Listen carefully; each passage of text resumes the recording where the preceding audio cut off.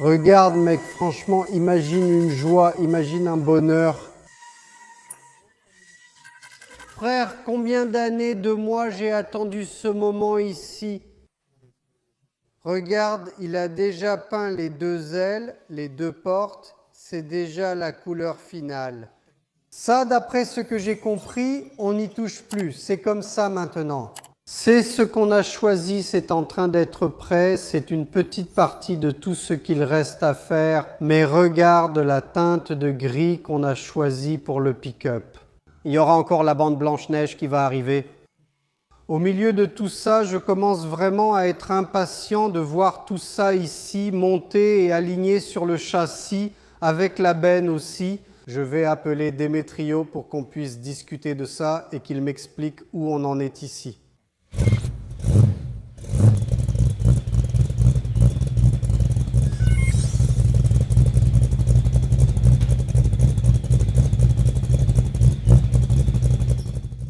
Je vais m'excuser. Au revoir, au revoir, au revoir.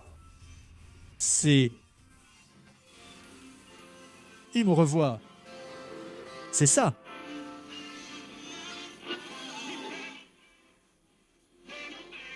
Ah, mais c'est tout de la radio. J'ai changé la radio, j'ai changé, mec, j'ai changé la radio des gars. Bon, j'ai déjà vu à l'intérieur, c'est vraiment sympa ici maintenant. Que j'essayais de comprendre ce qu'il va faire ici. Il n'a plus rien à faire. Il a encore des choses à faire. Maintenant, il va passer un papier de verre, comme on dit. Hein, un papier de verre avec un peu d'eau. Vraiment très fin, parce que c'est léger. Il a déjà corrigé ce qu'il devait corriger et la peinture, comme tu as vu à l'intérieur. Comme les portes. Des portes, d'accord? C'est vrai. Ce qui était défectueux a été corrigé. Ici à l'intérieur aussi, c'est déjà passé. Ce qu'on appelle le KPO, tu vois, comme l'original, dans notre aile. C'est ici qu'il va donner du travail. Il a dit, maintenant on va faire ça et on va peindre. Tu hésites à savoir si tu vas peindre en une seule étape ou en deux étapes? La cabine, de toute façon, il va tout sceller avec la peinture grise. Si on remarque que ça ne va pas prendre la poussière ni rien, on va y aller à fond. Si ça devient poussiéreux, alors on fera ce qu'on avait déjà dit dans d'autres vidéos. On va peindre ici pour que ça reste Joli à l'intérieur. à l'intérieur. Et le plafond, Mais le plafond est blanc. tout sera peint en gris, sauf le plafond qui reste blanc. C'est vrai? Et après, Je n'ai pas besoin de m'inquiéter, hein. Ouais, le plafond est blanc. le plafond est blanc. Le plafond et le plafond. Ou c'est d'ici? Alors, c'est ici, n'est-ce pas? Et là, le doute est venu. C'est ici, mais pas vraiment ici. Ici, car après il y a du gris et le... Blanc à nouveau. Donc ici, c'est blanc. Oui. Comme toutes les Ford, c'est ça, donc d'accord, parfait. Donc on va sûrement peindre en une seule étape. Parce qu'on va peindre en gris ici, de toute façon. Mais là, on n'a pas besoin d'appliquer beaucoup de gris pour couvrir. D'ailleurs, pour les pièces qui sont à l'intérieur, on a déjà peint selon le standard. Tu vois qu'il l'est, sinon il n'aurait pas laissé une trace là-bas, il t'a donné la peinture, d'accord? Maintenant, on va passer un papier de verre et peindre en blanc. C'est pareil ici, ça ne sera pas différent. Ce n'est pas grave si ça prend la poussière, on va poncer puis peindre en blanc. Ah, d'accord, d'accord. J'avais même oublié que le plafond est blanc. Bien sûr qu'on allait finir par le faire. C'est que pour l'instant, tout ce qu'on fait est concentré sur le gris. Je ne m'occupe pas du blanc, on le laisse de côté. Je le prépare. On va faire le gris. Pourquoi? La couleur prédominante de cette voiture est le gris. Ce n'est pas du blanc donc, mec, c'est ça qu'on va faire? Donc, en théorie, on n'a pas trop à s'inquiéter. Maintenant, c'est vrai. Mais en disant qu'ici ça va être blanc, la préoccupation de « Ah, ça va prendre la poussière », maintenant elle est encore moindre, n'est-ce pas? Alors on va tout peindre quand même, et ensuite on fera juste le blanc. À quel moment la benne va-t-elle arriver? La benne que... Elle est là depuis quelques mois déjà. Oui, oui, la benne, elle va entrer, quand on sera en train de monter ça ici, pour faire la peinture finale. Une fois les ailes et portes installées, on viendra avec la benne. Là, on viendra avec la benne, on l'installe, tout sera nickel. Parce que la benne est déjà prête en fait. Comment vas-tu peindre l'intérieur? Non, alors, là on va la poncer, d'accord? Déjà dans la voiture? Non, on va la monter sur la voiture juste pour faire un préalignement.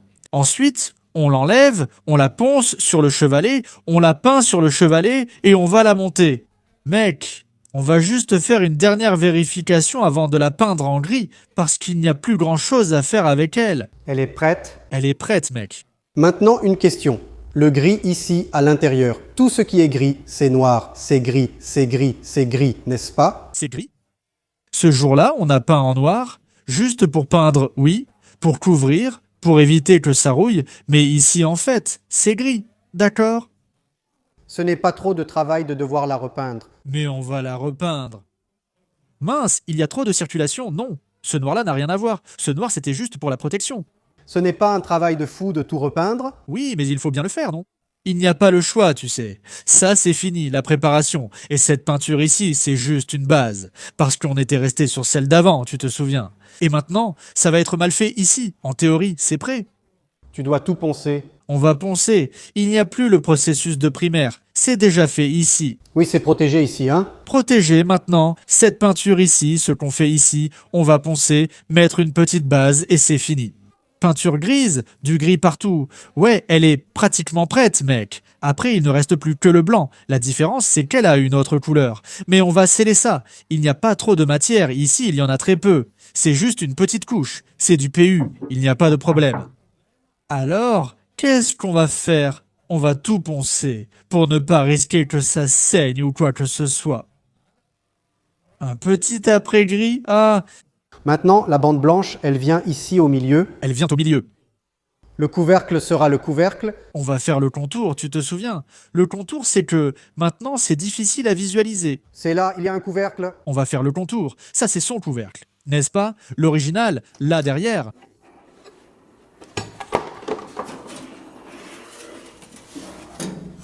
On va faire le contour des feux arrière et ici, hein, c'est ça. C'est ça, le blanc passe là, la grande plaque au centre, c'est ça. C'est ça, exactement. Et là, au fond, Il est blanc. il fait bien le contour des lanternes, non? Ah oui, cool, c'est vrai, maintenant j'ai visualisé. Oui, il fait les contours de la lanterne. C'est comme les étrangers. La configuration ici et le filet que nous allons faire en blanc et gris. Nous allons utiliser le modèle des étrangers en blanc. Blizzard gris à l'intérieur, voilà, exactement comme ça. C'est pour ça que je dis, tout le plancher de ta benne est gris. Il est entièrement gris, tout comme on fait sur la voiture, c'est entièrement gris. Après, on fait le blanc,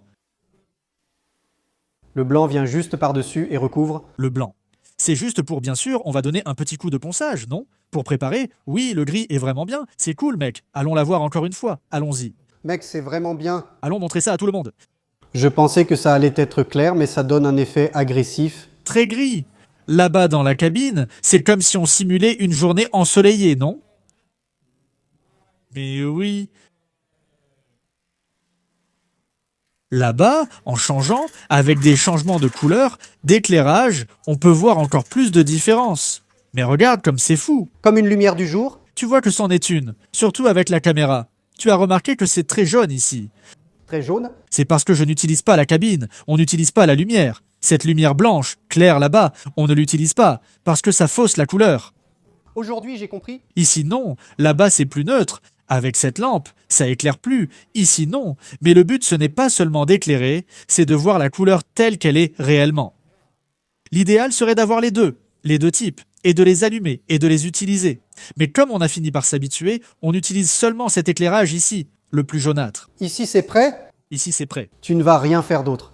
On ne va plus rien faire, on va faire le blanc. Le blanc, mais ça on va le faire assembler. Donc, si jamais il se passe quelque chose ici, ce n'est pas grave, parce qu'on va encore...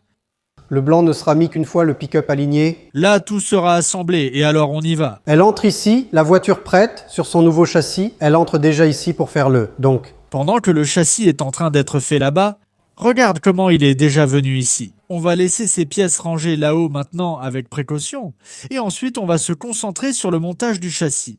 Les prochaines étapes, les prochains travaux. Maintenant, ici, remonter, la semaine prochaine, on va travailler sur cette partie-là, donc on va devoir remonter le châssis, pour quoi faire? Après, on pourra monter la cabine, puis monter l'avant, tout bien comme il faut. Et là, oui, on va faire le blanc et faire le reste. la benne. Donc, tu vois, mec, on peut dire que pour la partie peinture, on est à environ 50% du travail. Je pensais que tu allais dire 90%, Tout le monde veut ça. mais aller jusqu'à 50-50%, c'est déjà pas mal. Pour ceux qui connaissent tout le processus, ils savent que c'est beaucoup. C'est beaucoup pour arriver là où on en est ici. Regardez ça ici, tel que c'était, c'est merveilleux. Et tu as vu l'alignement. Essaie de montrer, Jen, l'alignement qu'il y a eu. C'est merveilleux, mec. Il n'y a pas une seule ondulation, mec. Sur la porte, non. Merveilleux. La tôle lisse est restée lisse. Ça va rester impeccable, mec. Lisse. Lisse, lisse, ça va être vraiment cool. Et une frise pour aider. Ça va venir Des frises. pour composer les couleurs, briller. Oh là là, Ce sera magnifique. La surprise, c'est la couleur. il faut voir si ça va être blanc. Si c'est blanc ou ce gris ici, Si c'est gris, on verra. Il faut aussi voir comment on fait. ou noir, Mais rien n'est noir, n'est-ce pas? les roues noires. Mais je ne sais pas, je pense que ça va finir. Quelle couleur on va choisir? Les pare-chocs, dites-le dans les commentaires, s'il vous plaît. Quelle couleur vous pensez qui irait bien avec cette F-Cent qui est grise et blanche avec quelques détails noirs? Il y a la question du chrome, Je n'aime pas, mais c'est beaucoup de choses. n'est-ce pas? Pare-choc. Le chrome existe à l'étranger, elle vient chromer. Mais selon moi, ici, Je ne veux pas imposer une règle. non, c'est blanc. C'est blanc, c'est blanc. Je trouve ça joli. C'est blanc, d'accord. C'est blanc. Maintenant, ce n'est pas gris choc. Ah non, ça va, le gris aussi. Si tu touches, ça va rayer. Mais dans ma tête, le pare-choc est blanc. Blanc, ça fait joli, hein? Ouais, mais votez, dites-moi. Je n'y avais pas pensé. Ouais, le pare-choc est blanc. Qu'est-ce que ça va être le pare-choc? Le pare-choc est blanc. Mais comme ce pick-up a été voté, je ne sais pas quoi, donc voilà. Mais si on suit la règle, c'est le pare-choc, il est blanc ou chromé, mais chromé à l'intérieur, C'est 0. c'est zéro aussi. Ici, vraiment c'est zéro, tu vois. C'est imperméabilisé. D'accord, il n'y a pas d'erreur. D'accord. Oui, c'est ça ici et c'est fini. Hein, oui, là c'est fini, regarde là. Ici, regarde. On va au montage. Après on fait, tu vois. On a passé l'induction légère, rien d'exagéré. Voilà. C'est vraiment très peu. N'est-ce pas? C'est comme à l'origine, parce qu'en fait, on a imité. Il y a des endroits où on a poncé et d'autres où on a appliqué. Donc ça a gardé un aspect un peu d'origine. D'ailleurs, ici, on ne voit pratiquement rien, n'est-ce pas? Parce qu'ici, il y a déjà l'autre partie qui vient. Celle qui est noire, n'est-ce pas? Celle qui est à là-bas. Ah, Oui, oui, oui, pour sabler. ici, ça va être noir. Il va être sablé. Le noir va être sablé. Non, non, là-bas, on va juste sabler. Ah oui, ici on va peindre. Après, on va peindre ici, donc ça ne se verra pas. Le paradigme a déjà été remis en question à cause des jantes 22 que tu vas mettre. 22 chromés, 24 chromés. Oh là là, mon Dieu du ciel. C'est fou ce qui se passe ici, Mano. Avec le blanc de Vasca, ça va être incroyable. Les moulures seront installées après tout. N'est-ce pas, après tout, mec? Après tout, là, on s'assoit, on discute, on regarde, on montre. Regarde, ici, mince. Je pense que... On a parlé de cette moulure ici. Chacun a son idée, toi et moi compris. Tu as dit qu'en plus de ça, tu as encore une autre idée. Il faut encore étudier, tu vois. Faire les petits détails. Et l'attente du châssis? N'a pas encore répondu. Elle nous avait donné 15 jours. Les 15 jours tombent aujourd'hui. C'est aujourd'hui, non. Ça va, elle a dit que ça dépend du travail. Après, il y a aussi eu le truc de la pluie. Elle a même dit que s'il pleut beaucoup, n'est-ce pas? Toute une semaine de retard. Parce qu'elle a dit que si elle sait qu'il va pleuvoir, elle a dit « Moi, non, je ne le fais pas. Sinon, ça s'oxyde, n'est-ce pas ?» Donc, je pense que c'est ça, on en est là, mec. Donc, pour récapituler, on aura ça lors du prochain service. Tu viendras ici en pantalon? Je ne peux pas venir en short de sport? Je ne pense pas. Il est même sale aujourd'hui. Je crois qu'il ne viendra pas avec ce short. Non, mec. Ils se sont moqués de mon petit short. Comment va-t-il venir soulever tout ce poids démonté dans la dernière vidéo? Parce qu'ils se sont moqués de mon petit short aujourd'hui? Tu penses qu'il va réussir à faire le boulot? Tu penses qu'il va réussir à faire le boulot? Bien sûr, sérieusement. Qu'est-ce qu'on va faire? On va gratter toute la suspension. On était censé faire quoi? Tu as démonté. C'était aujourd'hui. Tu te souviens? On le fait la semaine prochaine. Alors, sans faute. Et toi, Démétrio? Non, il reste beaucoup à faire. Et on n'a pas poncé la suspension pour le châssis. Allons voir, montre-moi là-bas. Je voulais que tu m'en parles dans la vidéo. Ce qu'on doit ou va acheter. Ce qu'on va acheter, ça va dépendre de ce qu'on va faire. Au moment où on gratte là-bas, n'est-ce pas? Ah, j'ai compris comme ça. On a une liste, plus ou moins on en a une. Mais ici, alors, on va devoir faire comme ça. Toute cette nettoyage de ça ici, regarde, ce différentiel-là, on va tout gratter. Ah, Ça ici, on va démonter le reste du faisceau, gratter, poncer, brosser. là non plus, ça ne vaudrait pas la peine de sabler. Non, non, non, parce que là, la saleté peut entrer et ce n'est pas bien. Un nettoyage est vraiment nécessaire. Pour ce travail, on compte sur ta main-d'œuvre. Le travail de nettoyage. Et ensuite, peindre aussi pour que ce soit joli, en noir, oui. Le rendre prêt. Parce que là, notre ami le gérant, il peint pour nous. Il peint pour nous, d'accord? Il va peindre en même temps que les parties noires, qui sont nombreuses. Que va-t-on faire? Donc, on accumule pour tout faire en une seule fois, mais pour qu'il puisse peindre, il faut qu'on prépare tout. Ceci, D'accord. Et les cylindres blocs, l'amortisseur, le ressort, la direction assistée. ça vient après. Non, ça c'est déjà là, c'est bon. Ça fait partie du montage. Ce qui va apparaître maintenant sur la liste, ce sera la partie frein. Ah, au moment où on va démonter, on va déjà faire la liste et te la donner pour que tu puisses acheter le disque. Rotule de direction, d'accord, cylinder bloc. En principe, elles sont bonnes, parce que tu avais déjà fait une intervention à l'avant. Quand tu as rabaissé, ce n'est pas mauvais. On l'a déjà vu le jour où on a démonté. Donc, comme ça, on n'aura pas besoin de changer les amortisseurs. On va les changer, mais on va les adapter. Oui, donc je n'ai pas besoin d'y toucher. Maintenant, je dois monter voir Reginaldo, qui gère les amortisseurs, indispensables pour la charge et le reste, comme il l'a fait sur le... Notre standard est bon.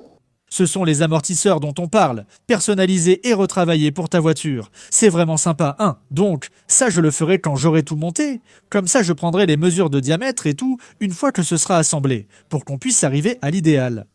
C'est alors qu'on s'arrête pour étudier sa hauteur. Exactement, d'accord.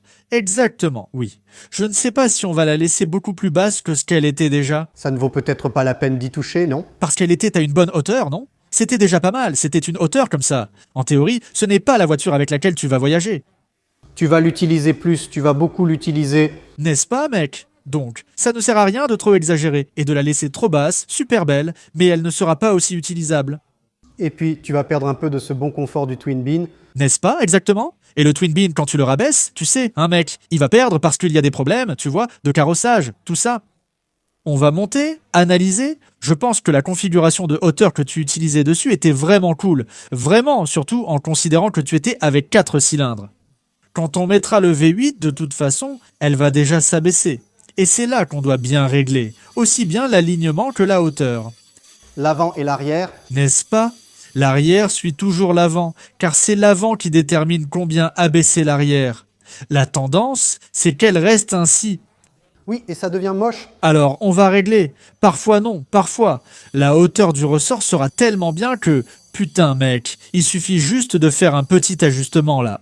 Parfois, une cale suffit pour obtenir la bonne hauteur. C'est pour ça que la hauteur de fermeture du ressort est toujours importante. Après qu'on ait réglé l'avant, toutes les voitures qu'on fait ici, l'arrière vient après.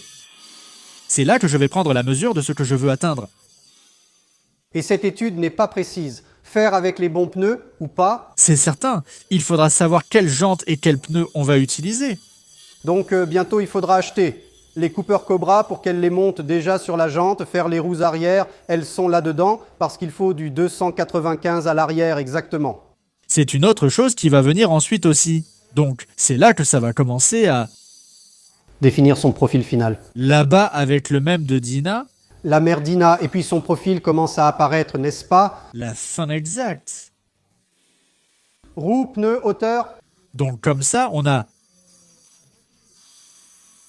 cette léthargie en théorie qui se passe. Elle va finir parce qu'on va devoir travailler simultanément sur plusieurs choses maintenant. Électricité, mécanique, suspension. Maintenant, tu vas commencer à pleurer, Vixie. Sérieusement? C'est parce que, tu sais, tout va bien. On a déjà acheté pas mal de choses pour le moteur, mais il va falloir qu'on donne encore un coup de pouce à ce truc-là. Là-bas, Il fallait penser à l'injection, il fallait penser aux poulies, oui. ensuite on arrive à la partie électrique. J'ai Danilo de Maringa, il m'a donné un faisceau complet. Donc c'est Important de voir. pour qu'on puisse tracer le faisceau. Quel tableau de bord utiliser? Je n'ai rien modifié là-bas, donc on prendra les tableaux de bord d'origine. Non, nous trouverons un ODG numérique. Oui, on mettra simplement le tableau de bord à la place. Non, ce sera l'ODG numérique. Donc, l'ODG, elle met l'original à disposition là-bas. D'ailleurs, je t'ai vu en action, ce pick-up Chevy avec le rouleau sniper, ça a marché, ça a vraiment marché. Mec, montre-nous ça, viens ici. J'ai vu ça sur l'Instagram de l'atelier de Démétrio cette semaine, j'étais impressionné. Ah, la 57, elle a bien fonctionné. On a fait le rodage de l'arbre à cam, tout est parfait, tout va bien. Le moteur, aucune fuite, tout est ok. Mais l'alternateur a décidé, comme dit notre ami Julio de la dépanneuse, de quitter le groupe. J'attends que l'alternateur arrive. L'alternateur, il a grillé le stator. Oh là là, Ouais, et ça pour l'injection, c'est super dangereux. Alors, voilà. Ce que j'ai fait, c'est que j'ai coupé l'alternateur, j'ai laissé le moteur tourner pour faire le rodage. D'accord? Mais malheureusement, on ne peut pas le faire tourner maintenant. Ce moteur pour... à cause de l'alternateur. Le bruit, mec, comment ça a changé ici? On le montrera dans la prochaine vidéo. Si ici tout a bien fonctionné au niveau de l'injection, tout est nickel, tout a marché normalement, tout. Toi, c'est quelque chose que tu me recommandes de mettre sur le 302. C'est certain, non? On fait ça avec Vanderleia depuis longtemps. Fernando sur la Dart. On a parcouru tout le pays avec ça. Donc mec, ce n'est pas parce qu'on le vend. Le truc est bon mec, c'est bon, ça marche, ça marche. Et en plus maintenant, avec le carburant qu'on a, plein d'alcool. Notre carburant contient désormais beaucoup d'alcool. Je crois que je vais en acheter une avec toi. Allons-y, faisons-le, achetons, résolvons, parce que maintenant il est important qu'on sache. Et tout sous la main, n'est-ce pas? D'accord? Le collecteur, on a déjà un collecteur pour quadrijet. Quel collecteur? Je ne sais pas. Tu l'as acheté? Oui. Tu as acheté, j'ai acheté, oui, tu as acheté le collecteur. Tout est en ordre. Le moteur maintenant, non, putain mec. On a pris de l'avance. Je suis en train de rire derrière les caméras. Ouais, mais c'est vrai, j'ai vraiment oublié. Non, non, attends. Alors j'ai acheté le collecteur d'admission. Il manque le collecteur d'échappement. Il manque le collecteur d'échappement. Ouais. Donc pas de collecteur d'admission. Ce que tu as acheté là, c'est un problème. Mais le collecteur, pourquoi j'ai parlé du collecteur d'admission? Parce que c'est possible à cause du quadrijet de la sniper. On peut déjà monter, déjà installer. Tu comprends, donc comme ça? Et le jour d'évasion? Comment on fait alors? L'idéal, c'est de chercher le même numéro de pièce qu'on utilise ici, celle-ci. Acheter l'importé qui s'adapte déjà ici. Regarde, je vais te montrer ici.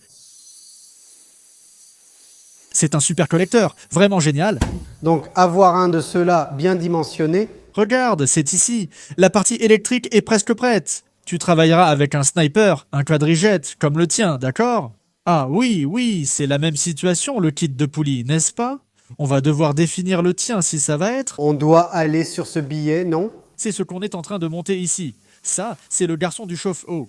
Le chauffe-eau, c'est... Le garçon du chauffe-eau. Mais là, cette blague ne passe pas, hein, Mano? Ici, c'est impossible. Ça échappe ici. Le harcèlement comme ça, Est éternel. il n'y a rien à faire, hein. Qu'est-ce qu'on peut faire, hein? Ça, c'est un truc de mécano. Comme ça, Raconte-moi. Ce collecteur, il vient tout près des États-Unis. C'est ça. il arrive prêt. Ça, c'est un collecteur. Déjà en inox, d'accord? Inox, c'est ça? Il existe comme ça, ou il existe en acier carbone, qui est moins cher et fonctionne bien aussi. D'accord, d'accord. Et il a une finition, il est genre noir, voilà. Il est noir, noir, puis on peut le recouvrir. Avec la sangle, ça rend super bien, Car il retient plus de chaleur. sans aucun problème. C'est une bonne chose à faire.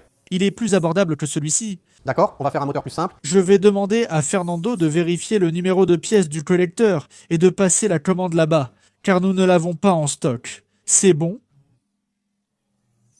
Donc, ton moteur, il a un grand avantage, parce que tu vas utiliser une transmission Mazda à 5 vitesses. Putain, c'était une idée géniale, non? C'est merveilleux. Et ce qu'on va faire là-bas, Ce taux de change est incroyable. on va installer un actionneur hydraulique d'embrayage, Actionneur hydraulique. donc il n'aura pas ce mécanisme qui gêne l'échappement. Il y aura ce jeu, n'est-ce pas? Non, ce n'est même pas ça.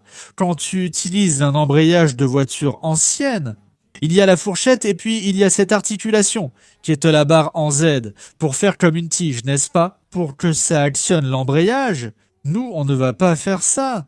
On va installer un actionneur hydraulique à l'intérieur. Donc, il va juste passer un petit tuyau avec de l'huile, depuis la pédale, depuis l'intérieur de la cabine, jusque là-bas. Là où se trouverait la fourchette. Donc ce qui se passe, c'est que tout ce bazar qu'on aurait ici, qui gêne l'échappement, on ne l'aura pas. Alors, quel était l'avantage?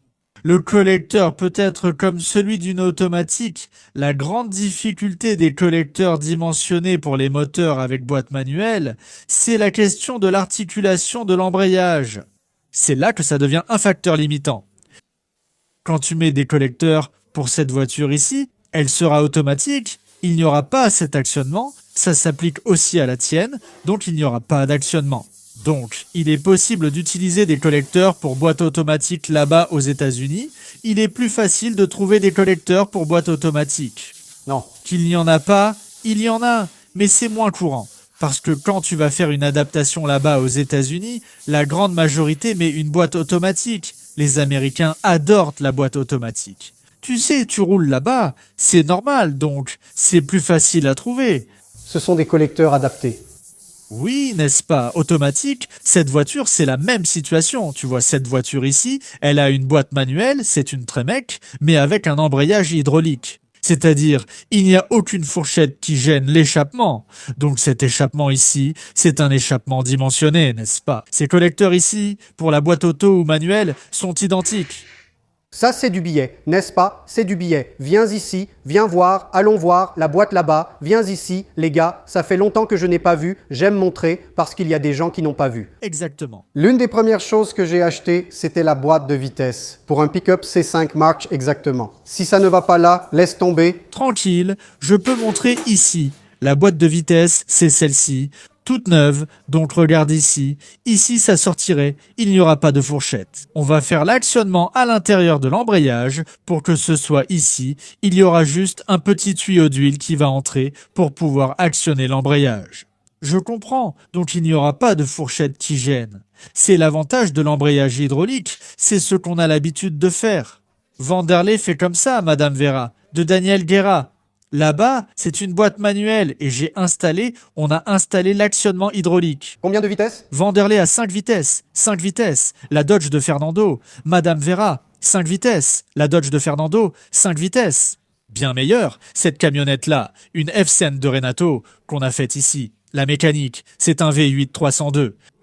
C'est une F-Cent. Cette voiture-là, on a installé un actionneur hydraulique. Mais la plupart, tout le monde utilise la Tremec. Celle-là utilise une boîte de vitesse d'origine, 3 vitesses, celle de Renato, mais l'embrayage est hydraulique. Fini tout ce bazar parce que la barre en Z, elle prend du jeu, donc c'est terminé tout ça. Ce n'est pas que je n'aime pas la tringlerie, mais pour avoir des problèmes, c'est beaucoup plus facile. Et comme ta voiture était déjà modifiée, mince, pourquoi je vais continuer à faire une adaptation? Avec une fourche, mec, ça n'a pas de sens. Tu comprends ce que j'ai acheté ici? Tout vient de ton moteur, tout ici vient de ton moteur. Pompe à eau exactement, arbre à cam, Arbre à cam, collecteur d'admission. collecteur d'admission. Tout est là, mec, tout est là. Quoi d'autre? Ah, mais là, il manque cet embrayage, non? Là, on doit acheter le volant de ta voiture, d'ailleurs. Car ce volant est pour une automatique. De FlexPlate. Ça ne va pas, on doit changer, acheter un volant et l'embrayage de ta voiture. D'accord, ça aussi c'est autre chose. Petite pièce importée. Oui, le mieux c'est de mettre un embrayage, au moins de qualité, au moins un zoom, comme on utilise sur ta Dodge. Combien ça coûte? Sur ta Dodge, on a mis une zoom, non? L'embrayage a été changé une fois. Elle est dure, hein? Ou c'est parce que c'est la Dodge? C'est la Dodge qui est dure, non? Alors, tu vois, cette question qu'il a soulevée sur la dureté, ça a à voir avec la pression de l'embrayage et aussi avec les barres. Parce que la Dodge est dure. Tu vois, parce qu'il y a la barre en Z, il y a tout ça. Donc tu augmentes la fermeté de l'embrayage quand tu utilises un embrayage hydraulique à commande hydraulique. Tu perds un peu cette rigidité ou ce poids que tu as sur l'embrayage. Ce n'est pas qu'il n'y en ait pas, mais c'est moins. Pourquoi? C'est une commande hydraulique. C'est l'hydraulique, l'actionneur, qui fait la force. Donc tu ne le ressens plus autant. En théorie, l'embrayage hydraulique est toujours plus souple qu'un embrayage à commande mécanique, n'est-ce pas? Mon 302 va mieux respirer avec une boîte 5 vitesses. Mais c'est sûr. Ça va l'aider à ne pas... Non, je ne le dirai pas. Respirer, Lucas. Je pense que tu ne... C'est le terme que j'ai trouvé. Mais c'est qu'il va travailler de façon... Il finit par devenir plus élastique parce que l'étagement des vitesses là-bas est bon. Cette boîte Mazda, et là tu as une bonne autonomie pour voyager. Le meilleur avec la 5e vitesse, c'est vraiment pour voyager. N'est-ce pas? Sur la route, c'est génial. tu roules avec un régime beaucoup plus bas. Donc, ça veut dire que la probabilité que ton moteur chauffe est moindre. Tu es sur la route, tu vas prendre une belle route. Là, non. Tu ne vas pas atteindre une grande vitesse. Tu vas rouler à 120 avec elle. Normal, mec. Le régime moteur sera à 2000 et ta boîte sera en troisième. Là-bas, c'est 390. Avec 295, je pense qu'à 120, tu seras à 2000. Et 2600, 2700 tours par minute à peu près.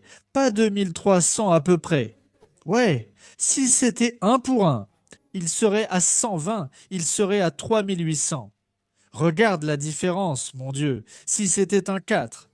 C'est pareil, ça arrive avec le Dodge, mec. Le Dodge, rien que le Dodge, c'est 315. Là-bas, à 120, tout tourne comme ça, oui.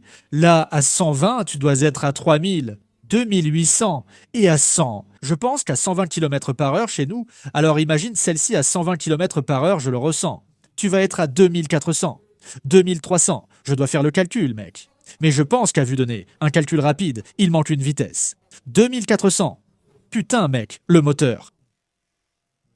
Se repose. Repose-toi, tu y vas doucement, mec. Et avec l'injection en plus. Mon Dieu, mec, c'est vraiment confortable. Un bon ensemble. C'est le genre de voiture où tu te dis que tu n'as pas envie d'arrêter de rouler. C'est pour ça que nous, putain, on a fait équipe avec Viranail. On va aller loin, mec. Parce qu'elle voyage. C'est vrai, cette fois-là, elle est vraiment allée dans le sud. Partout, elle voyage partout, même à Rio de Janeiro. Elle voyage calmement. Mec, c'est super tranquille. Elle a du couple, tu vois. Ainsi, entre tes mains, c'est une voiture normale, tu vois, et ça donne cette impression. C'est pour ça que je suis contre, bien sûr. Chaque voiture a un but, tu vois. Mais je suis un peu contre. D'avoir un arbre à cam très haut sur une voiture que tu vas beaucoup utiliser, mec. Parce que, par exemple, si tu vas avoir un arbre à cam avec un calage plus agressif, disons comme ça, quand tu seras à environ 2500 tours par minute, mince mec, ça va devenir un peu... Ça va commencer à s'améliorer selon l'arbre à cam, mince mec. Donc, tu n'en profites pas vraiment. Il te faut un arbre à cam plus doux pour rouler plus agréablement. Ah, je vais m'amuser un peu. Il a plus de tours, le moteur devient plus élastique. C'est pour ça que je dis, tout ce que tu vas faire, tu dois faire un calcul. C'est pour ça que l'arbre à cam qu'on va mettre ici, il a été choisi en fonction de la configuration de ta transmission, de tes pneus. Là, tu vois, pour que tu puisses mieux profiter de ce que tu as ici, tu vois. Et l'injection, qu'est-ce que l'injection peut m'aider à programmer? Ce genre de flexibilité avec laquelle je peux m'amuser, que ce soit avec la boîte de vitesse, la mécanique, ce que l'injection peut me permettre de faire, par exemple jouer avec les pops and bangs, rendre l'arbre à Keynes plus désordonné. L'injection ne va pas me permettre de faire ça dans ce cas. Elle ne va pas te le permettre. Et toute la programmation qu'il y a sur l'écran de l'injection. Donc l'injection, après on va montrer ça, on peut montrer ça. Je pense que c'est même intéressant qu'on enregistre une vidéo à ce sujet. Le but principal de l'injection... Retournons à l'injection pour pouvoir changer. Tu viens avec moi. Les gars, venez avec moi. Allons-y. Comme Goulard d'Andrade, oui, Goulard d'Andrade, maître de la nuit. C'est le genre à faire la piqûre. Ici, rien n'est encore installé, n'est-ce pas? Ah. Là-bas, il y a l'affichage, tout est en ordre, mais je ne peux pas allumer à cause de l'alternateur, n'est-ce pas? Non, bon, si je pouvais te montrer ici, ça irait, mais l'injection, on peut la programmer. On va la programmer pour une utilisation. C'est agréable, normal. Il est possible de faire une programmation avec plus d'agressivité. Oui, c'est possible, non. C'est le principal objectif de la Roller Sniper. La Roller Sniper, je le dis toujours, pour les clients, c'est la manière la plus pratique et la plus rentable qui existe sur le marché. Pour que vous puissiez injecter un moteur tout en gardant un aspect visuel de carburateur, oui, le principal problème qu'elle résout, c'est celui-ci.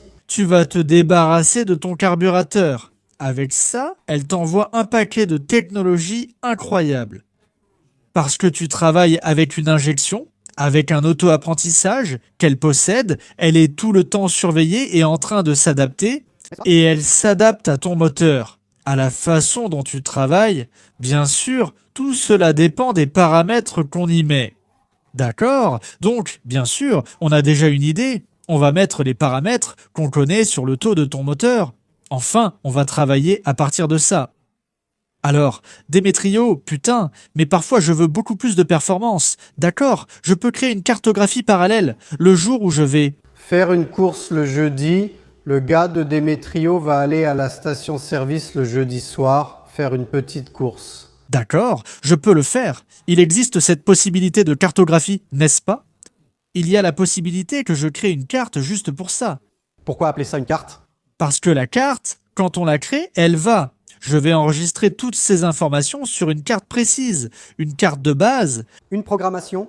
Donc, disons que cette programmation, elle reste à l'intérieur d'une carte. Disons que je veux demain aller là-bas jeudi au petit centre. Alors prendre quelques-uns, prends là-bas. Là, je peux modifier le point d'allumage, plus de points, je peux modifier la quantité de carburant. Je peux faire en sorte que sa progression passe du premier au deuxième stade, parce qu'elle contrôle le pourcentage que je veux du deuxième stade. Ah oui, elle peut être Tout ou? progressif. Je peux le faire maintenant. Si je fais ça en modifiant ta cartographie, qui est déjà là, tu vas tout perdre de ce qui s'y trouve, et elle va devenir complètement folle, d'accord? Elle va travailler, alors qu'hier encore, elle était en apprentissage. Maintenant, on fait quoi? Ah, je ne recommande pas ça, mais on peut le faire. Moi-même, je ne le fais même pas. C'est juste que je dis que c'est possible, mais je ne le recommande pas. Mais on peut, oui, créer une carte de performance et la sauvegarder sur ta fiche. C'est bien parce que sur l'écran, il y a une fiche. Là, c'est cette fiche. Je peux sauvegarder cette carte-là avec la carte. Huile qui goûte. Huile qui goûte. Goûtant le Racing. Rachador. Alors, ce jour-là de Rachador, il va aller sur la fiche. Il va aller sur la fiche et télécharger cette carte. Voilà, le moteur va déjà changer de configuration, c'est possible. Tout comme sur les FuelTech. Aussi. C'est ça, non? Ce sont des cartographies. Beaucoup de gens pensent que non, mais la Oli en a aussi. C'est que tu vois, mec... Ça ne vaut pas le coup, n'est-ce pas? Je ne sais pas, je pense que... Mais si tu veux... Ah, Démétrio, je veux que tu fasses ça dans ma voiture. Je peux le faire. Bien sûr, je vais facturer toute la partie réglage, parce que là, généralement, le Racing, on règle déjà. Sur un dynamomètre, on vise la meilleure performance de la voiture. Et donc, aussi, pour faire cette cartographie, on va devoir utiliser tout le système qu'elle offre. Ça va tout lui demander. Oui, tu vois, Oli Sniper, je peux l'utiliser juste avec un contrôle de gestion de carburant, ou je peux l'utiliser avec toute la gestion de carburant, la cartographie d'avance à l'allumage. Et là, on va travailler avec le distributeur. Comme ici. Ce cas ici s'applique à ce dont on parle ici. J'ai la Oli en entier, je l'ai qui gère toute la partie injection de carburant et le réglage de l'avance à l'allumage. Donc, par exemple, ici, si je veux rouler avec un point d'avance initial de 10 degrés, et ensuite je fais une progression jusqu'à 40 degrés, par exemple, selon ton moteur, ce n'est pas le cas de celui-ci, parce que celui-ci a un taux de compression très élevé. Je peux faire ça, donc, je peux faire en sorte qu'une courbe d'avance soit assez élevée, par exemple là, pour te donner une meilleure reprise au départ. Alors, tu peux faire tout ça pour moi ? Je n'ai pas ça, n'est-ce pas? J'ai besoin d'un distributeur, il t'en faut un meilleur. Si on doit travailler avec elle, juste pour la partie gestion. Gestion du carburant, d'accord? On la fait fonctionner avec une allumage normale, un distributeur normal. Motocraft, il ne faut juste pas que ce soit avec des vis platinées. Une allumage normale. Et la partie allumage va continuer à faire celle de la voiture. Et cette voiture, en termes de module d'allumage, elle utilise quoi? Alors, elle n'utilise pas la sniper. Ah, La sniper elle-même? la sniper elle-même, elle a le module d'allumage. Tant que j'utilise un distributeur qui est compatible avec elle, j'ai compris. Ensuite, je crée une cartographie de gestion du carburant Regarde comme c'est fou. et je crée une cartographie de gestion de l'allumage. L'allumage. Oh, avant Derleia, cette voiture ici, elle a tout ça, d'accord? Alors, j'ai une cartographie 3D de ma partie allumage. Par exemple, très bien, je l'ai, je peux. Si tu prends sa cartographie 3D, elle est super agressive. La partie la plus haute, mais la partie la plus basse, pas tellement. Pourquoi? J'ai voulu qu'elle entre avec plus. C'est plus linéaire, plus doux, tu vois. Tu vois, pour simplifier, bien sûr qu'on ressent beaucoup le manque quand on appuie sur l'accélérateur d'une vieille voiture à carburateur Là, il ne répond pas tout de suite, donc on appuie progressivement pour ne pas donner un excès à l'injection. J'y arrive. On corrige mieux ça? On corrige ça beaucoup mieux, non? Beaucoup mieux parce que c'est une autre façon de conduire, c'est plus sympa, ça devient un peu plus sportif, la pédale répond mieux. Comment tu fais ça dans l'injection? Exactement. C'est là que notre configuration et notre expérience entrent en jeu pour régler correctement la voiture. Je comprends, pour chaque moteur, on a une recette. Mais comme je l'ai dit aujourd'hui, à un client qui va amener sa voiture pour la régler. Ici, tout est adapté en fonction de ton problème physique ici. Tout selon ce qu'il y a dans le moteur. Parfois, un pick-up F-Cent avec la même configuration peut avoir une différence. Donc on utilise beaucoup l'individualisation pour ça, d'accord? Mais on va pouvoir adapter à ce qui est idéal. Même ainsi, je veux savoir du client ce que vous recherchez.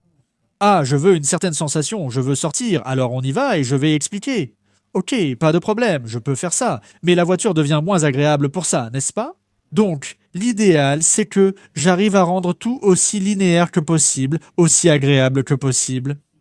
De toute façon, Je veux une voiture de tourisme. Tu tournes la clé, elle démarre avec une prise en main agréable. d'accord, l'injection à elle seule va déjà t'offrir ça.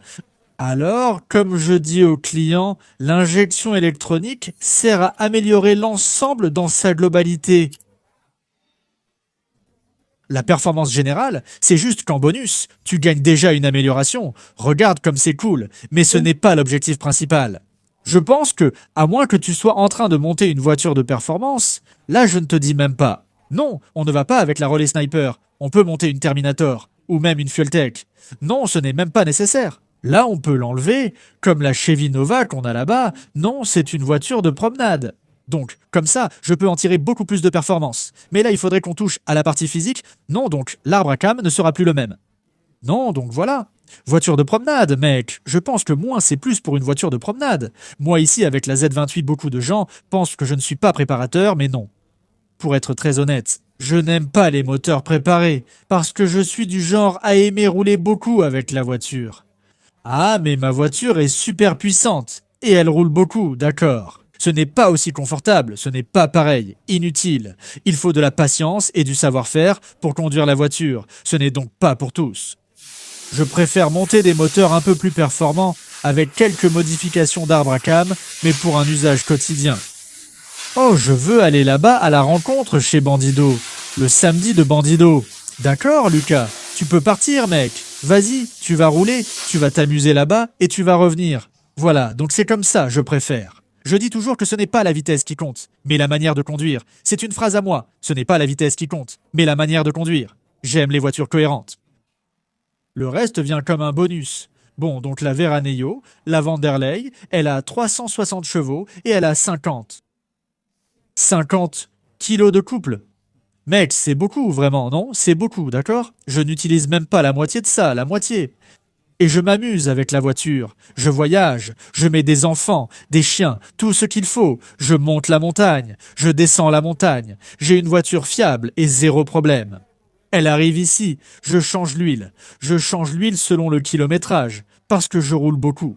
Donc voilà, je ne sais pas, mais c'est mon avis. Je ne suis pas là pour dire que c'est comme ça, j'aime la performance. Je dis juste, non, je parle de mon avis, de ce que je pense qui me convient et qui convient à la grande majorité de mes clients. Et je le vois tout le temps. Il y a des voitures ici à l'atelier qui ont eu ce problème de trop de performance et peu d'utilisation. Les gens me demandent, hé Démétrio, comment tu fais pour rouler autant? Ma voiture n'a rien de spécial. Je n'ai pas grand-chose. Je suis en train de monter une Opala maintenant. 6 cylindres. 250, je n'ai rien de spécial. Cette Opala ici de Fred aussi. Petit arbre à cam, avec une injection électronique. Sniper aussi. Les gars, l'histoire de cette voiture n'a rien de compliqué. C'est du basique. Même pas 602, mais c'est une voiture qui va être super vive. Mec, c'est une voiture super vive et une voiture que tu as aussi montée. Sniper, waouh, c'est cool. Ici, on a une Sniper modèle 446 qu'on appelle putain de vie, mec. Carburateur 446. Parfait, d'accord. Et comme ça, sur les Dodge, je peux mettre directement le carburateur à la place, j'enlève le 446 d'origine du Dodge, et je mets ça, j'installe l'injection, directement, sans trop d'adaptation, rien du tout. Démétrio, t'arrives pour un gars comme ça avec 6 cylindres, ici au Brésil. Que ce soit elle, si c'est en 446 ou si c'est dans l'un des 3 modèles, n'est-ce pas? Le modèle 446, comme je l'appelle ici, n'est-ce pas? Il y a le modèle B-Jet, qui est pour les carburateurs, comme il y avait sur la Galaxy d'origine, et aussi le Quadri-Jet, d'accord? Pour toutes, le prix ne change pas. Rollet ne fait pas de distinction. Regarde, c'est parce que, ce qui sort le plus, c'est le Quadri-Jet. C'est le même prix que celui-ci, donc tu vas payer autour de 16 000 raies. Parfois, on fait une promotion chez America Parts. Tu vas payer 14 900 selon le cas, c'est 14 900. 15 000, 15, disons 15 000. Jenny a confirmé. Oui, tu dépenses en main-d'œuvre, en moyenne, 5 000 raies pour faire une installation en moyenne. Là, on recommande aussi un bon alternateur. Bien sûr, hein. Après, ça dépend aussi de ce que tu vas installer. Si tu vas mettre un distributeur qui va contrôler l'avance ou pas. Si tu vas installer une ligne de carburant avec une pompe immergée ou externe. Je conseille toujours une pompe à carburant dans le réservoir. L'externe, je la réserve uniquement si ce n'est pas possible dans le réservoir. Mais elles sont plus problématiques, tu vois. Problématiques, parce que ça dépend beaucoup de la chaleur, c'est risqué à l'intérieur. Le réservoir. Tu es en train de... Tu vois, c'est garanti, tu vois. La Lando de Louis, ça fait longtemps qu'elle a un sniper. Cette noire. Elle a déjà beaucoup roulé et elle n'a jamais eu de problème. Son dernier problème a eu lieu juste avant son arrivée ici, lors de son voyage à Rio de Janeiro. Il est tombé dans un sacré embouteillage là-bas. Je crois que c'était à Paretido do Norte. Il faisait très chaud en revenant. Et là, la pompe a commencé à faiblir. Je lui ai dit, il m'a appelé, je lui ai dit, Louise, attends un peu et tu vas réussir à repartir. Mais c'est la pompe qui a surchauffé. Et alors la voiture est venue ici. En fait, après Rio, elle est venue ici pour faire. Il a dit à Demetrio de mettre la pompe dans le réservoir. Donc on va la concevoir pour cet usage, pour sa voiture, afin de ne plus avoir de soucis, car elle est un vrai plaisir à conduire. Écoutez, Demetrio, avec toute cette discussion avec vous ici, je vous laisse participer directement à la vidéo, comme ça vous saisissez tout le sujet. Regardez tout ce qu'on a découvert en carrosserie en regardant les choses. C'est devenu un podcast, mon pote. Il m'a convaincu d'installer une injection. Je suis sur le point de demander, tu as une injection comme ça en stock ? Oui, on en a, oui, c'est 20 000. Donc tu vas, ça tourne autour de 20 000 pour injecter une voiture aujourd'hui.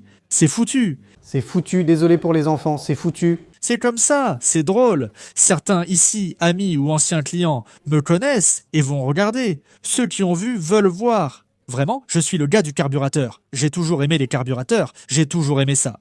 Tu dépenses 20, tu économises. 30 sur l'année ? Mais vraiment, tu vois, j'ai commencé à installer les injections ici. La première F1, la F1 de Fueltech, on l'a installée ici sur une Opala. Je parle d'il y a environ 16 ans à peu près. On avait déjà installé une F1, une Fueltech Fun sur une Opala. Donc, voilà. Ici, c'est merveilleux. Et même comme ça, à l'époque, quand on l'a installé, il y avait encore des gens qui disaient « Ah non, je préfère le carburateur, j'avais des Weber sur mon Opala. » Mec, à l'époque. Le carburateur, c'est sympa. J'adore les carburateurs. Mais malheureusement, il devient difficile de faire l'entretien d'un carburateur. Pour plusieurs raisons. D'abord, notre carburant n'aide en rien. On a beaucoup d'alcool, alors il va falloir rouler, le mélange est de plus en plus. Il va falloir rouler avec de l'essence premium pour réduire le problème. Alors, d'accord, très bien, là tu as de la corrosion à l'intérieur de ton carburateur. D'accord, et comment tu vas régler ça ? Tu vas encore acheter des carburateurs ? Non. Ce n'est pas ce qu'il faut faire. Supposons que j'ai une Dodge avec une 446. Alors je vais finir avec la 4. Où trouves-tu de bonnes pièces ? Pour une 446, il n'y en a pas. Ça se fait rare. N'est-ce pas ? Donc, comme je dis, ce n'est pas parce que j'ai un garage. J'ai aussi une voiture. Je souffre comme tout le monde. La différence, c'est que je mets la main à la pâte sur ma propre voiture. D'accord ? Mais j'ai commencé à trouver ça difficile. Et c'est là que j'ai acheté la Vanderlei. On est allé faire On était déjà en train de commercialiser la Snap. J'ai dit, non, je veux mettre ça sur ma voiture, mec, c'est plus possible. Je ne peux plus rouler sans, mec. Donc, c'est devenu un mal nécessaire, mec. Je pense... Franchement, mec, je suis très honnête et je reviens là-dessus. Je plaisante même en disant qu'il y a beaucoup de gens qui vendent de l'injection électronique pour résoudre même le bruit du pivot. L'injection électronique, elle est là. Je vais être très clair dans cette vidéo, les gars. Les gars ? L'injection électronique, elle n'est pas là pour réparer des problèmes de moteur, des problèmes physiques. Si tu as un problème physique avec ton moteur, tu vas aggraver le problème. D'accord? Partons du principe que tu as un moteur tout neuf. Tout est bon, tout fonctionne parfaitement. Tu installes une injection électronique. Quand on me demande d'en installer une, la voiture arrive avec un carburateur. Je la fais d'abord tourner et je l'optimise au maximum. Je ressens comment est ce moteur pour ensuite, oui, installer l'injection électronique. Pourquoi? On crée une attente tellement grande que l'injection électronique va résoudre tous les problèmes du moteur. Mais ce n'est pas le cas, ça va empirer. Parce que là, mec, il faut que tout ça fonctionne correctement pour qu'elle ait ses propres paramètres. D'accord, elle ne sauve pas des vies. Donc, si ton moteur a des problèmes physiques, ce qui n'est pas ton cas, parce qu'on est en train de monter ton moteur à partir de zéro, je sais que ça va marcher. D'accord? Maintenant, si une voiture arrive ici, ah, ça m'est déjà arrivé. Alors, mec, j'ai des clients en attente pour refaire le moteur d'une Dodge qu'il a acheté. J'ai dit, fais attention à l'injection, il faut vérifier. Mon moteur est neuf. Oui, mais mal monté. La voiture a un problème physique au niveau du moteur, un problème d'étanchéité. L'injection ne peut pas corriger ça. Ça devient une vraie cochonnerie. Mec, franchement, il vaut mieux avoir un carburateur. Frérot, ok donc, je ne suis pas en train de défendre ou de dire ça comme ça. L'injection électronique n'est pas la meilleure chose au monde, non. Ça dépend de la voiture. Donc, elle a besoin, ou l'injection électronique, elle doit savoir être appliquée. Si ta voiture est en bon état, que ton moteur est bon, tu veux juste changer pour éliminer un problème de carburateur parce que tu en as marre. Mais ta voiture est bonne, d'accord? Si ta voiture est déjà en train de boiter, il faut voir, il faut qu'on regarde ce qui se passe. N'achète pas une injection comme ça et, Parfois, il faut même changer certaines pièces avant de passer à l'injection. n'est-ce pas? Je vais te dire. En fait, la partie la plus facile, c'est d'acheter l'injection. On peut payer en 10 fois sans frais sur la carte, tu vois, sans intérêt. Ah, c'est bien. C'est juste que, voilà, quand ça arrive ici à l'atelier, ou dans d'autres ateliers, les gens m'appellent ensuite en disant « Ah, Démétrio, je l'ai installé. Qu'est-ce que je fais maintenant? Ah, mec, je ne sais pas, j'ai besoin de savoir comment est le moteur. Ah, mais si je mets... Non, mais l'injection, elle corrige jusqu'à un certain point. Comme j'ai l'habitude de dire, l'injection, elle est intelligente, mais elle n'est pas utile. Parce qu'elle dépend des informations que je lui transmets, et ces informations dépendent aussi de ce qu'il y a ici. Si le moteur a une mauvaise étanchéité, une faible compression, mec, c'est foutu. Regarde si le moteur est comme il dit et que tu installes l'injection, il est possible que tu sois encore plus embêté avec l'injection qu'avec le carburateur. Super. Super frustré, parce que là, tu as fait un gros investissement, et je vois ça tous les jours. Ça arrive, non? Tu as beaucoup investi dans l'injection, tu as brûlé des étapes, c'est parce que je consomme. Et si Renato de la F100 Rouge voit cette vidéo, il va dire « Hé Renato, commente ici sous la vidéo ». Il a mis l'injection? Il a acheté l'injection et je lui ai dit qu'on devait d'abord vérifier son moteur. Je vais l'acheter pour en profiter. Nous avons vendu cette injection aux États-Unis grâce à America Parts Motorsport. Il a acheté là-bas. Il l'a acheté chez nous là-bas.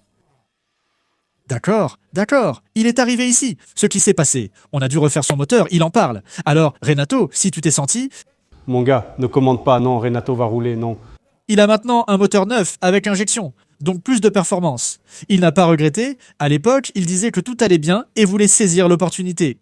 Si je dois refaire le moteur, d'accord, on le fera plus tard, mais il a fallu le refaire. Démétrio, une question. Quelles sont les principales marques?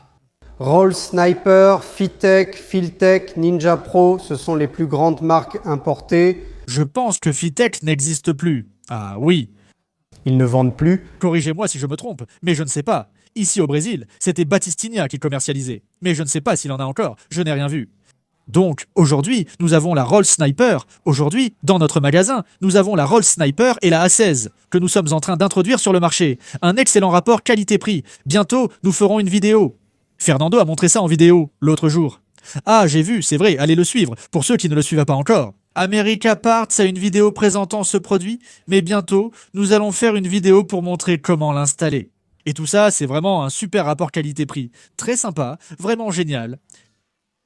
À part ça, c'est ce qu'on commercialise là-bas, donc Roll Sniper et Aces, puis, sur le marché ici au Brésil, Fuel Tech.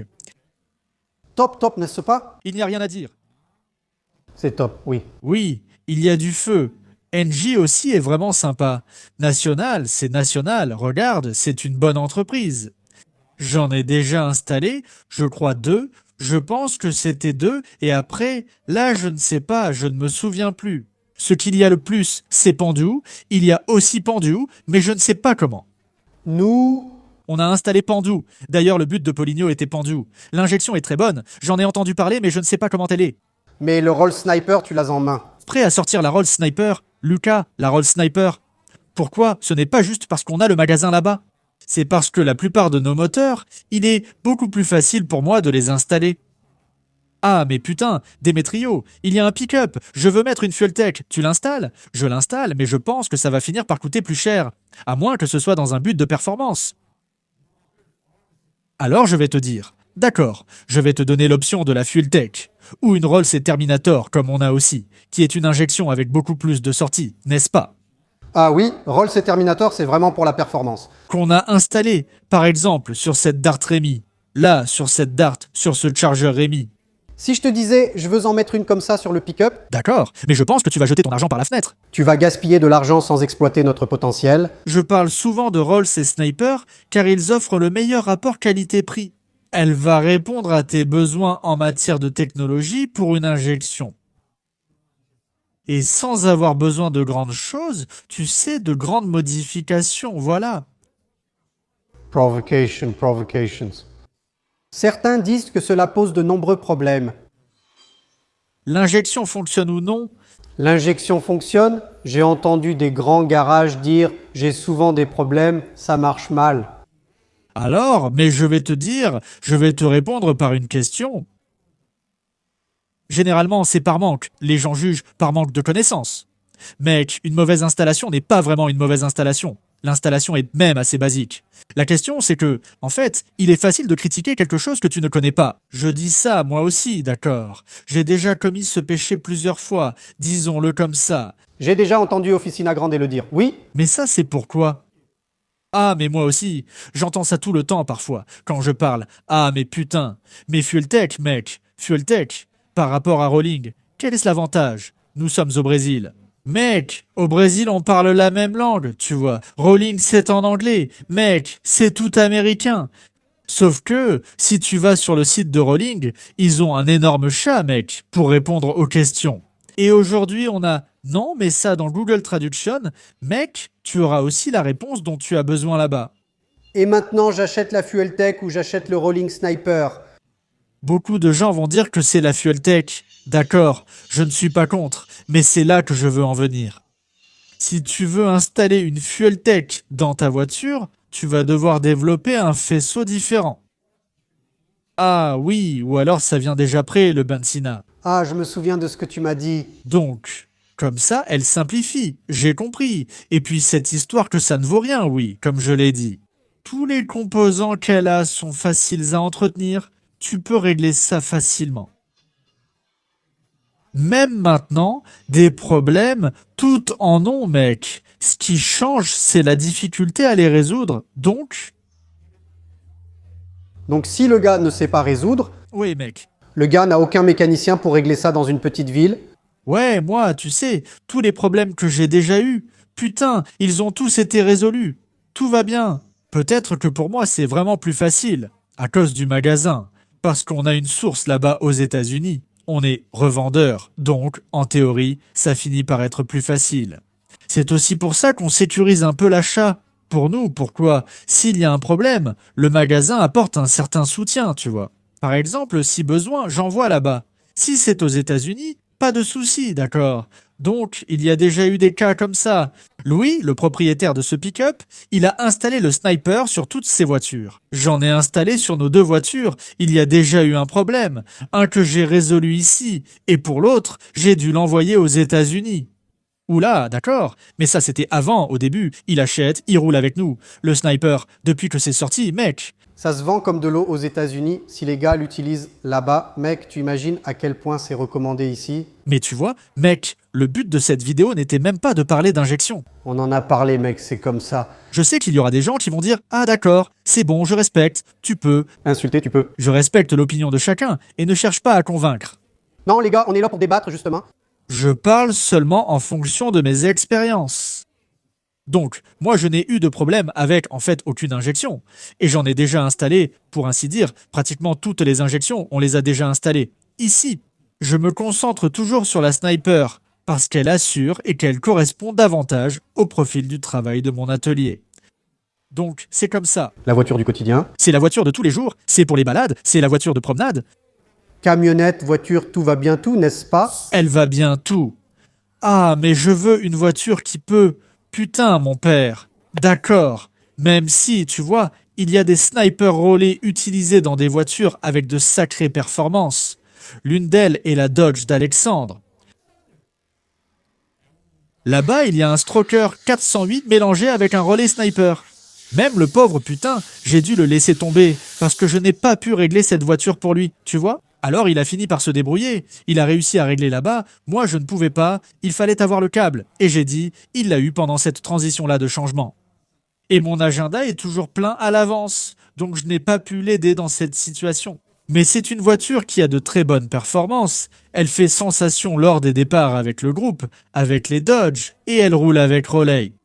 J'ai aimé Demetrio, je pense que je vais t'en acheter une comme ça. Tu peux acheter, je suis sûr qu'elle va te convenir. J'ai la certitude absolue qu'elle va te convenir au quotidien, mec. Alors les gars, j'achète une injection relais sniper avec Demetrio ou j'insiste pour un carburateur Pro V8 302. Je suis vraiment tenté, j'ai vraiment envie d'acheter une injection et d'expérimenter ce que c'est l'injection sur un V8 sur une voiture ancienne. On va faire ça, je pense, mais je veux votre avis qui compte beaucoup. J'adore vos commentaires. Commentez ici. C'est cool. Commentez sur le carburateur, sur l'injection, sur le pare-choc. Oui, exactement. C'est vrai, surtout que chacun a ses propres expériences, bonnes ou mauvaises. C'est intéressant d'écouter. Au final, le bon côté de Pingando Olio, c'est que ça finit par devenir une chaîne de débat, ça finit par devenir un chat, n'est-ce pas? C'est ça, pour parler de ce qu'il y a, de ce qu'il n'y a pas, de ce qui est passé, de ce qui n'est pas passé. C'est pour ça que ça s'appelle Pingando Olio, non? Ça goûte de l'huile, ça continue de couler et on continue de pleurer. Mais c'est comme ça, non? La semaine prochaine, nous reviendrons et mettrons en place, mais tu ne me... Viens pas avec ce petit short. Tu ne peux pas, petit short de sport. Je ne vais pas arranger mes vêtements. Je vais venir avec une tenue meilleure pour travailler. En tenue de mécanicien, on s'occupe du châssis, de la suspension, de la révision. Peut-être arrivera-t-il déjà prêt, peint en noir. Je reviens la semaine prochaine. C'est ça. Merci, j'ai adoré cette vidéo, c'est cool. Mec, vous avez déjà remarqué, mec, Dimitri, il est vraiment complet, non mec? Tu lui donnes n'importe quelle pièce de voiture à monter, démonter ou réparer, il a toujours l'outil qu'il faut pour ça ou autre chose. Peu importe le sujet que tu abordes, le gars va gérer, il va savoir, il donne des conseils pour ça, pour autre chose. Mec, tu appuies, le gars répond, c'est beaucoup d'expérience, mec, tu fais. C'est qu'on est déjà sur le marché depuis longtemps? Ça fait toute la différence au quotidien. Frérot, mec, non, il y a deux facteurs. C'est l'expérience sur le marché. Ça fait déjà de nombreuses années. Et, mec, j'ai une voiture, tu vois. Je l'utilise vraiment et j'aime ça. Tu vois, donc, J'aime ça, donc. Nous et moi, ce que je dis, je ne suis le cobaye de personne. Une autre phrase que je dis souvent, et moi aussi, tu vois, je ne fais pas pour les autres ce que je ne voudrais pas qu'on me fasse, donc j'aime ça. Je sais ce que c'est d'avoir la voiture en panne. mais la tristesse, tu vois, c'est horrible. Eh bien, tu vois, on cherche là, bien sûr, tu sais, merde, ça arrive, les choses arrivent, oui. Tu vois, ce pick-up est déjà là depuis un moment à attendre que ça se règle, tu sais. Ouais, cette voiture ici, c'est un projet qui vient de São Paulo, tu sais, de notre atelier, entièrement modifié, mec, et chaque détail. C'est la structure de la carrosserie, non? Alors nous avons tout changé. Nous avons conçu plusieurs assemblages de soudure pour la voiture. Nous avons même développé notre propre lève-vitre électrique. Ici, c'est un projet où il faut aussi avoir de la patience. N'est-ce pas, Louis? Il en a. C'est pour ça qu'il est là. Mais c'est ça. Merci à vous. Merci. Merci. Merci à vous, à la semaine prochaine. Merci. Jenny, qui est restée 4h35 à tenir l'épaule, moi aussi l'épaule, ça commence à faire mal. C'est bon, maintenant vient le générique. Merci, à plus.